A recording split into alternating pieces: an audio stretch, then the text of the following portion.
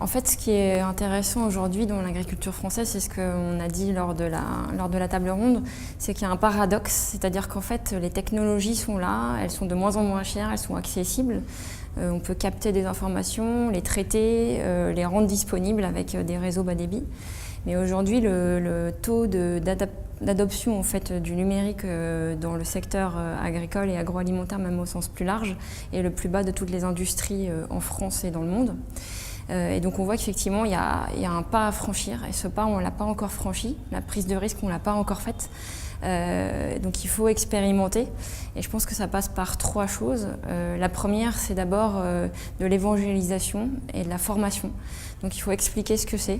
Donc l'agriculture numérique c'est quoi? C'est l'agriculture de précision d'une part avec la robotisation, avec ce qu'on a dit, l'imagerie, les drones et aussi tout ce qui est big data analytique. Et c'est les plateformes agricoles, donc soit de co-farming, soit de marketplace. Donc voilà, on parle de ces deux choses quand on parle d'agriculture numérique.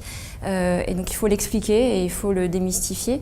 La deuxième chose, en fait, c'est qu'il faut aussi que les agriculteurs, quand on parle d'agriculteurs, on parle de types d'agriculteurs extrêmement différents. Il y a des exploitants agricoles sur les céréales, il y a des éleveurs, il y a des petites exploitations.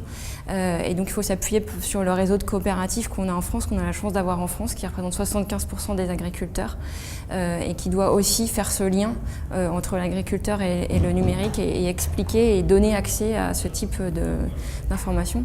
Et le troisième, en fait, c'est une sorte de mentalité, d'état d'esprit. Quand on regarde dans d'autres industries comment elles se sont transformées et comment elles sont allées jusqu'au numérique, on voit que c'est passé par des décisions prises par le haut et par aussi de l'expérimentation et ce qu'on appelle en bon français le test and learn.